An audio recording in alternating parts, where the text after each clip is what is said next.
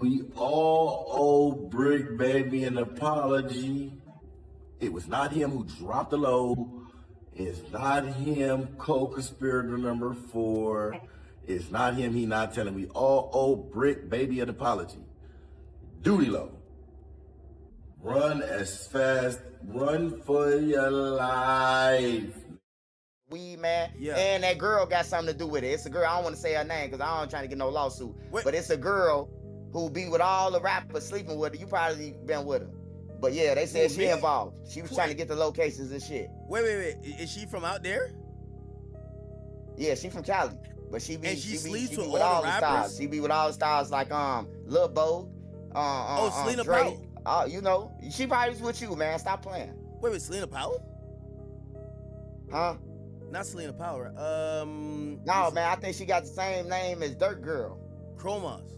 India? I'm just gonna let you say all that. She got the same name as Durk Girl. Chat, who you talking about? India Love? So when OTF Jam took the stand, he made it very clear. He pointed at Durk, he pointed at Dee, he pointed at Lindsay, he said they was all in on the murder and the conspiracy. They're mad, they're big mad. They're so mad that Jam took the stand and is cooking Lil Durk. Durk got cooked by Jam. It was such a bad day. People out here trying to act tough like that's something, okay? But it ain't gonna do nothing. It's not gonna help Durk. It's not gonna stop Jam.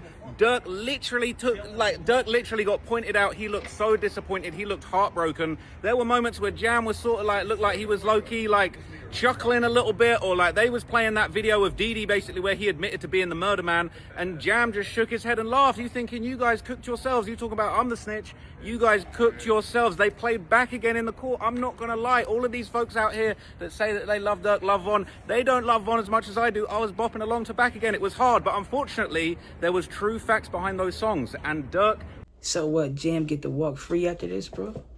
What Jam reward for this shit, bro? Got pointed out by Jam. Jam was apparently one of the biggest demons out here. He claimed that he murdered 3 people for the BDs there's a third murder that we don't know about yet that we're going to probably find out about. But Jam said that he got blessed into the BDs when he was just 9 years old, okay? It's crazy. It's actually crazy. They said that this was crazy. Do you know how many shootings Jam said that he was involved in between, I believe, the ages of 12 and 18? 10 to 15 shootings, but also robberies. He was an armed robber. He said he did over 100 robberies. He can't even remember how many robberies he did. He said he mostly robbed drug dealers, but in a moment that probably actually pulled at the jury's heartstrings and made you have a lot of sympathy for Jam. They said, what did you do? Did you always rob drug dealers? He said, not always. He said, there was one time I did something else. They said, what did you do? He said there was one time I actually did an armed robbery for food. He said that my family was hungry, my parents were drug addicts, I was only 12 years old. Oh yeah, they tugging at heartstrings, bro. Jam on a lick, it's a scary sight. I had to stick someone up with a gun to literally put food on the plate for my family. My parents had bills, they were drug addicts. I stepped up to the plate and I did over 100 robberies and I was just trying to get by and feed my family. I'm not gonna lie to you. That was actually quite compelling. I don't know if the jury are going to be sympathetic for that. Obviously, he's also doing 15 shootings and catching 3 murders and just doing all type of stuff. But it actually kind of was emotional. It actually made you feel like, damn, in many ways, like Jam is actually a victim of circumstance. He was having to rob people for food. So when he got flown out there to LA by allegedly Durk and Dee and them to go and participate in this murder, really, and he said it himself, he didn't feel... Jam is a grown-ass man, bro. That's what they do, bro. They take that paintbrush and they paint a picture, bro. Like he had a choice. He said that he was already in LA when Doodie Lo got on FaceTime and said, you're here to kill Quando Rondo. That's what was said.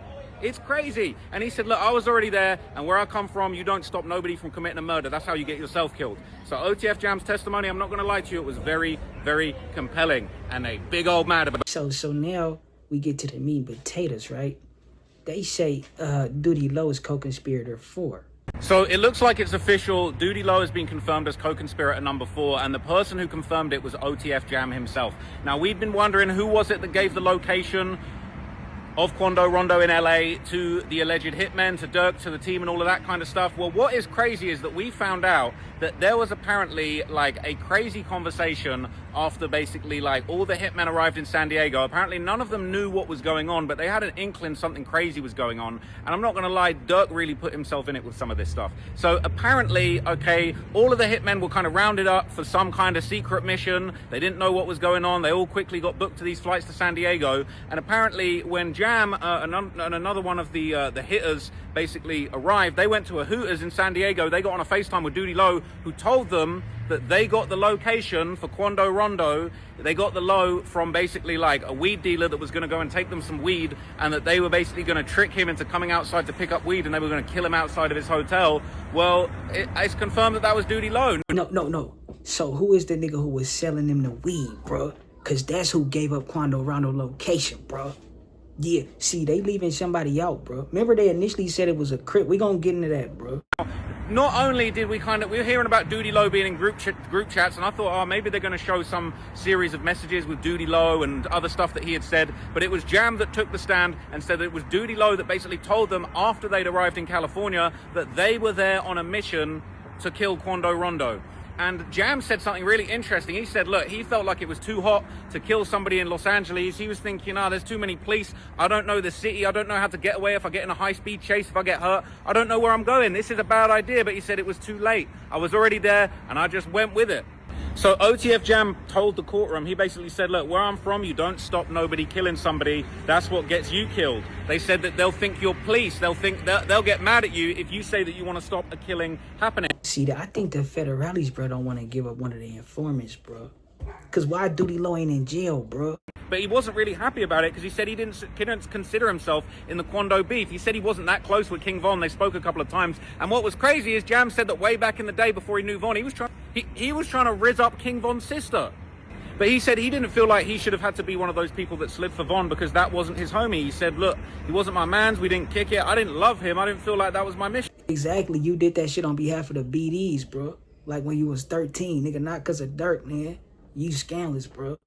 And he's saying they were in Hooters on FaceTime with Doodie Lo, and basically Jam and Boogie looked at each other after they were told to go and kill Quando, and they basically just looked at each other and said, yeah, But what was even more crazy is obviously now we know Doodie Lo was co-conspirator number 4 that was given the drop. They were apparently waiting outside Quando Rondo's hotel, and Doodie Lo told them that basically the guy that they thought they were getting weed from was telling Quando Rondo that he was just a few minutes away from the hotel. And that's who code number 4 is, bro. The nigga who was selling them the weed, bro. You know what I'm saying? Because listen, Doodie Lo is a part of OTF, bro. The extension, remember they said it was a Crip, bro. So whoever was selling the weed, bro, why he ain't picked up either then, bro? This is gonna, I might have to say this in a different video because we're running out of time. But basically, they had eyes on Quando Rondo outside the hotel. They were about to kill him, but the police rode by. Apparently, Didi upped his gun, pointed it at Quando, and said, I could kill him right now. It would be so easy. But they said, nah, the block's too hot. There's too many cops out here downtown LA. I'm not going to go through with it. And then they went back to the crib. Insane. Ended up, might as well took the shot, bro. Ended up in jail anyway, bro. And then killed the wrong one, bro. Let's get into this shit, though, bro. Because remember, they was on break, but I just want to go over it and see, like, what we can see, type shit, and, you know. Don't buy these, don't buy anything associated with me because I don't want to be implicated in this because I'm a part of it, or I got nothing to do with this. I don't want to know about anything, regardless of if someone's on the same flight as him or not. That's not enough. However, that would definitely be something that would be combined with a lot of different stuff, in particular the snitches. Feels like without the snitches, there's not a lot to really go on because it's not like there's going to be a fucking recording of the moment that Durk asked for them to go kill this dude. And co-conspirator number 4's role is the guy who Durk hit up. Now, why would Wait, Durk... we know that Durk hit him directly to get the location? No. Co-conspirator before that, way before that, like originally, after Von, what happened to, Von was murdered, Durk made a call to co-conspirator number 4 and was like, we need to set this in motion. We need to, that's what the indictment is alleging. It was like 5 people that was around when he said that. Right. But it said it wasn't a call. It wasn't a call. But they said that it was, they met, 2, 5, 4, and 1. Right. Bro. Brick look nervous or not, bro. they clear Rick name, bro. But I'ma reading through a little comments, bro. They think, all that, bro. I ain't gonna go into all that, bro. But nigga, who was the nigga that was selling the weed, bro? And you remember Quando dropped his flag, bro? Yeah. And my question is, if co-conspirator number 4 is you, which is what people are alleging, why would he be reaching out to someone in LA when at that point it has really nothing to do with LA other than the fact that He probably knew he wanted to get him in LA. It was like the most realistic place to do it, right? Associated with 6-0. Yeah, I mean, with Quando being from 6-0, they would probably think co-conspirator number 4 was somebody that would backdoor him from 6-0 or something. Well, what yeah. I'm saying? So somebody who was already talking bad about Quando, right? Because why would Durk hit this person right after Von died, you know, or a little bit after, right? Unless he already knew that this person was willing to do that. Come on, bro. You know? I don't know. It can't be me. Read the date. So okay, but there's a lot I was on the bunk. Okay, you said you were in jail, but then I had a bunch of people today hit me up saying, no, actually he was in Atlanta. He said he was in Houston. He was when what you call it died, I was in Houston. When Pop died, I was in Houston. When Von died, I was in the county jail. Okay. Yeah. So the around the time of that initial conversation, did he die? I got transferred to Las Vegas County Jail probably the next day. Because Draco had just got out of jail, like what, a couple days before Von died? I want to say Von died July or August. I want to say July of 2020. It was November. Was it November? Vaughn? Yeah. I mean, we can look it up right now. It was definitely 2020. It was the whole time, people thinking Quando dropped his flag because of Brick, but it was probably because of one of the other Crips, bro. Right? The one who was selling the weed, bro. Yeah. Had OTF Doodie out there with a beam on Quando head, bro. Ruthless, bro. Crafty, bro. Scandalous, bro. Yo, talk about I'm playing, bro. But yeah, man, y'all let me know what y'all think about this shit, bro. Is we going with the Doodie Lo as co-foe? Or nigga, Federale's trying to cover, you know, they trail, bro. Say ho, you can't be playing with that paper, ho. Nigga need that yaper, need it now and not later, ho. Say ho, you can't be playing with that paper, ho. Nigga need that yaper, need it now and not later, ho. Say ho, you can't be playing with that paper, ho. Nigga need that yaper, need it now and not later, ho. Say ho, you can't be playing with that paper, ho. Nigga need that yaper, need it now and not later, ho. Say ho, you can't be playing with that paper, ho. Nigga need that yaper, need it now and not later, ho. Say ho, you can't be playing with that paper, ho. Nigga need that yaper, need it now and not later, ho.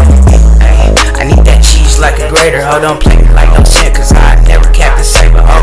Yeah, but you can fucking be my waiter, ho. Long as you get paper, ho, cause shit, that's what the paper's for. Them niggas chasing dough, but what we racing for? But we ain't racing, we